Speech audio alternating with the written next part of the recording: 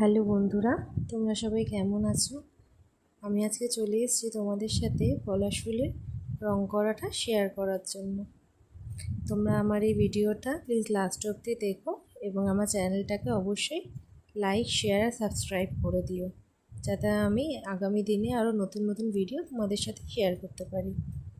পলাশ ফুলের রংটা বরাবরই আমাকে মুগ্ধ করে, তাই আজকে আমি একটুখানি চেষ্টা করলাম আমার বানানো এই পলাশ ফুলের মধ্য দিয়ে সেই রংটাকে ফুটিয়ে তোলা। তোমরা অবশ্যই কমেন্টে আমাকে জানাবে যে আমার কাজটা তোমাদের কেমন লাগলো। Thank you.